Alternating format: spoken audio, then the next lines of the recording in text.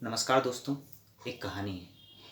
एक सामान्य सा किरदार है जो अपनी रोज़मर्रा की ज़िंदगी में आने वाली परेशानियों, जैसे कभी व्यापार की समस्या, कभी स्वास्थ्य की समस्या, कभी परिवार का कलह, इन सब से बड़ा परेशान है। और वो सोचता है कि कोई एक ऐसा दिन आएगा जिस दिन मुझे इन सभी परेशानियों से मुक्ति मिलेगी और मैं सुखी हो जाऊंगा।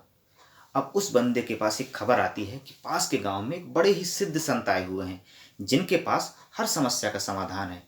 अब ये जो है परेशान बंदा पहुंचता है गुरुजी के पास और पहुंचते ही गुरुजी से बोलता है, देखिए गुरुजी, बड़ी ही उम्मीदों के साथ आपके पास आया हूं और मैं बहुत ही परेशान हूं। आप कृपया करके कोई उपाय बताएं जिससे मैं अपनी समस्याओं से मुक्ति पा सकूं।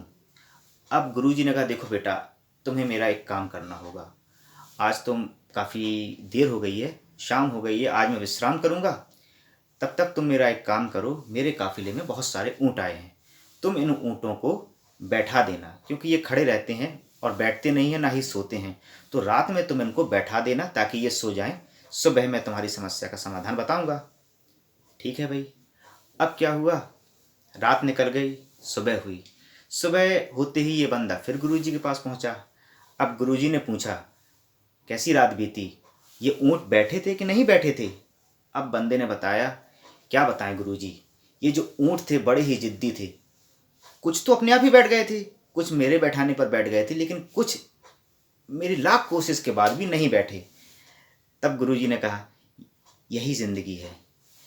कुछ समस्याएं ऐसी हैं जो अपने आप ही सुलझ जाती हैं, कुछ तुम कोशिश करोगे तो सुलझेंगी, और कुछ ऐसी हैं जो तुम्हारे चाहने के बाद भी नहीं सुलझेंगी।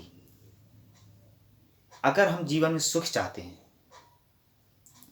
तो इन समस्याओं के रहते ही हमें छोटे छोटे प्रसंगों पर खुशियों को ढूंढना होगा, तभी हम सुख पाएंगे।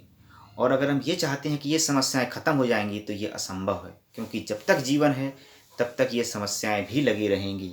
इसीलिए जो हमारे बस में नहीं है उसे ऊपर वाले पर छोड़कर बेफिक्री से जीवन व्यतीत करना चाहिए। धन्यवाद।